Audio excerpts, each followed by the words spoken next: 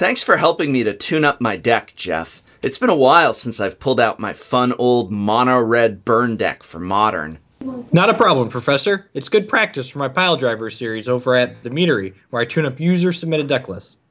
Well, I tell you, this old mono red deck, I haven't played it in a while, and it sure needs a tune-up. I know everybody's doing Naya Burn right now, but I just love this mono red deck so much.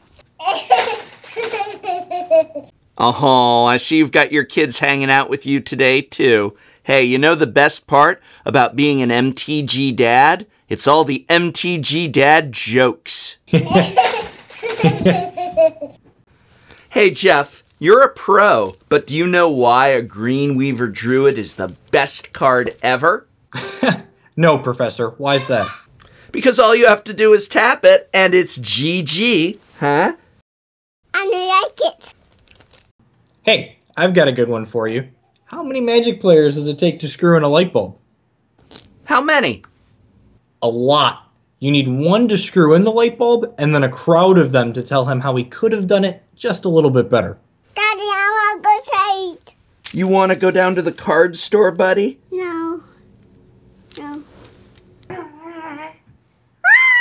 Alright. All right, Jeff, how do I tune up my mono red Modern deck? Oh, I know this one. You just throw it away and you build Kiki Cord. Ha ha ha ha. Wait, did you say Kiki Cord? What's Kiki Cord? Good one, Professor. It's a great impersonation of a casual player. Boy, you think that's funny?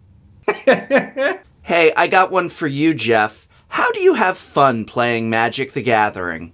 I don't know. How do you have fun playing Magic the Gathering? What? You don't know how to have fun playing Magic the Gathering? I guess you're a pro, all right.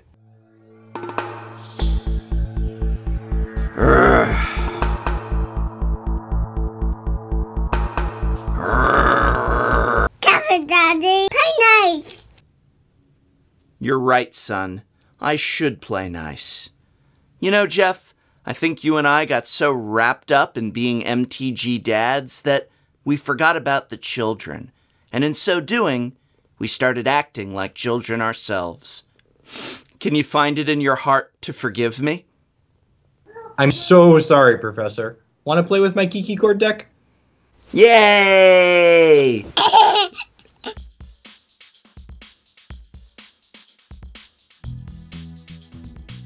Kiki Cord is a mid-range creature combo deck that is centered around 3 cards: Kiki-Jiki, Restoration Angel, and Court of Calling. Kiki-Jiki and Restoration Angel are the combo in the deck. Together, they make an infinite army of 3/4 flying creatures with haste. For those unfamiliar, Kiki-Jiki copies Restoration Angel, and then the new Restoration Angel exiles Kiki-Jiki and returns him into play untapped. This allows Kiki-Jiki to copy Restoration Angel again, blinking Kiki-Jiki again. You repeat until we have a large enough flying army to reduce our opponent's life total to 0 with an attack. Court of Calling is a card that is critical to the deck because it is an instant speed method of finding whichever of the 2 creatures we are currently missing for our combo to be completed. Court of Calling is powerful in this deck because in addition to finding our creature combo, it can find a variety of flexible creatures that can help us in different situations. Need to kill a pesky enchantment? Search up a Quasley Pridemage. Need to remove something from a graveyard? Search up a Scavenging Ooze. Need to stop that Splinter Twin from attaching to a Pestermite? Search up a Spellskite. Possibilities for what you can include in your deck to get you out of different situations are nearly endless. This is one of the reasons I enjoy playing and tweaking the Kiki Cord deck so much. You can adjust the creatures you are playing to fight exactly what you expect to play against. Before we dive into all the interesting creatures we can include for different situations, let's take a look at what comprises the core of the deck. The cards every Kiki Cord variant should be playing some number of. First are accelerants. Because we are trying to play expensive spells in a format as fast as Modern,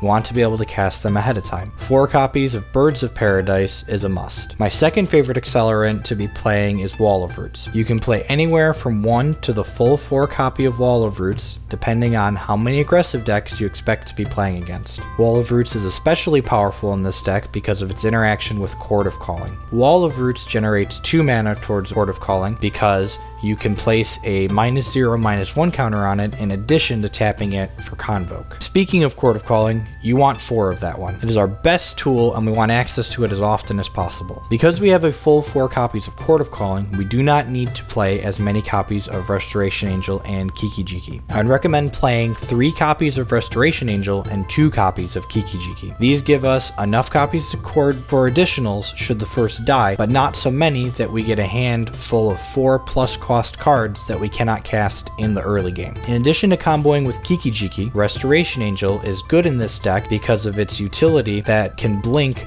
other creatures. Wall of Omens is a creature I recommend playing 3 to 4 copies of. It blocks aggressive creatures, it draws a card, and it allows our Restoration Angels to draw cards. The last creature that is crucial to the core of this deck is Eternal Witness. Eternal Witness can rebuy creatures that have died, get us back a fetch land to continue making our land drops, and most importantly, generates additional value when you blink her with Restoration Angel. Eternal Witness is critical to our game plan because having her in our deck allows us to combo kill our opponent with just a single Chord of Calling. We do this with the following sequence. Chord for Eternal Witness, your Eternal Witness triggers and returns Chord of Calling to our hand. Chord for Restoration Angel, blink Eternal Witness triggers, and returns Chord of Calling to our hand. Chord for Kiki-Jiki, and implement our combo with the Restoration Angel that we just got. While this process is fairly mana intensive, 7 plus 6 plus 8 for those not following along, it is important to note that these costs can be paid over a few turns. The fact that Chord of Calling has Convoke also makes a 21 mana play in Modern a bit more reasonable for us. The last card I consider core to the Kiki Chord deck in Modern is Path to Exile. Powerful, unconditional removal allows us to interact with creature combo decks that would otherwise be faster than us, such as Infect and Splinter Twin. Unless you expect a good deal of spell-based combo decks, I would highly recommend playing a full 4 copies of Path to Exile. Now, for the interesting part, the toolbox creatures. You see, our Chord of Callings are not always fetching up combo pieces. Often, they are being used to interact with our opponents. The 3 creatures I mentioned earlier are ones I would consider always playing: Spellskite, Quasili Pridemage, and Scavenging Ooze. They allow for flexibility in a variety of situations. The rest of the creatures can be played or not, depending on what decks you want to be stronger against. Fulminator Mage is a great way for us to interact with big mana decks Modern has. Tron, Scapeshift, and Bloom Titans are reason to consider playing Fulminator Mage. Sin Collector. Knowledge is power, as they say, and Sin Collector is a must-counter creature for blue decks. Otherwise, he shreds their hand while letting you know exactly what you need to play around. He is also very potent against spell-based combo decks such as Griselbrand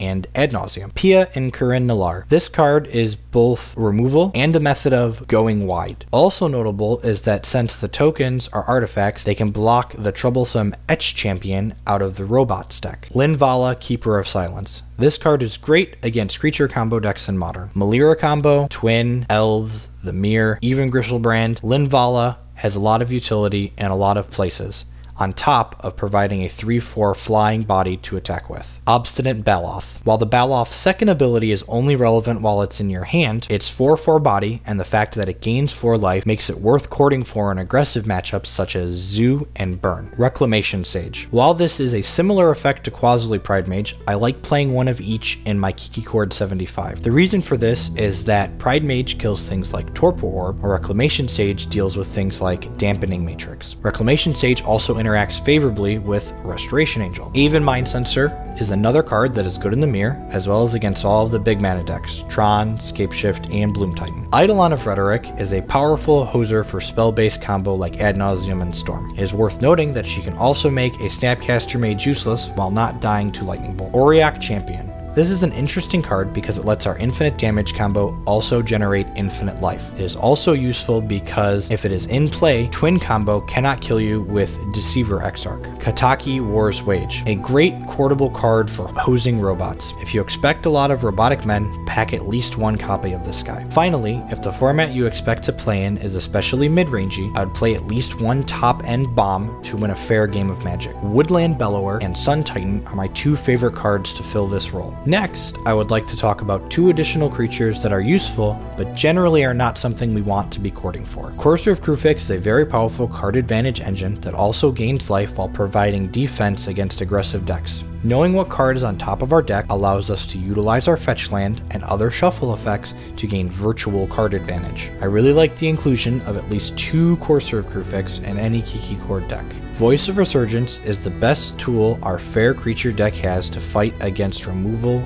and counterspells. Because we have so many expensive cards, things like Remand and Mana Leak are often backbreaking, so having a creature that punishes our opponent for playing such cards is ideal. If you expect a lot of blue mages in your area, Voice of Resurgence is worth investing in. Finally, I would like to talk about some tools we have in our sideboard that we are not able to search up with Court of Calling. Ghostly Prison. This is a card that I feel is criminally underplayed in Modern. In addition to stopping decks like Twin from attacking with infinite creatures, Ghostly Prison is also powerful against decks like Merfolk and Elves that try to beat you by going wide. Prison is extra potent in Kiki Cord because of all the walls we have to be blocking with. Worship is a card that is fantastic when Merfolk is staying away from Vapor Snag and Burn is not playing Bump in the Night. There are a lot of decks in the format that just can't kill it while it is in play. It is a very powerful one of to consider for your sideboard. Celestial Purge. This card provides additional removal against annoying threats like Olivia Valdarin and Dark Confidant. It is also reasonable against Burn and Zoo decks. Lightning Helix is great when you think 4 path is not enough removal. The life gain also makes it a nice hedge against the aggressive decks in the format. Stony Silence. While people generally play this card to hose robots, it is important to note that it's also very powerful against green-red Tron. It shuts down all of their artifact cantrips in addition to turning off their Oblivion Stones. Kiki Cord is very much of a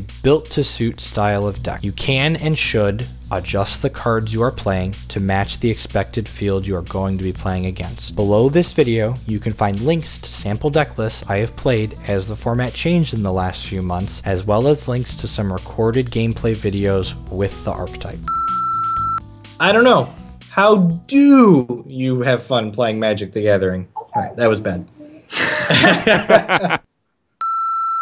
Can you say, Daddy, I want to go outside? Daddy. No. I'm not going to say it.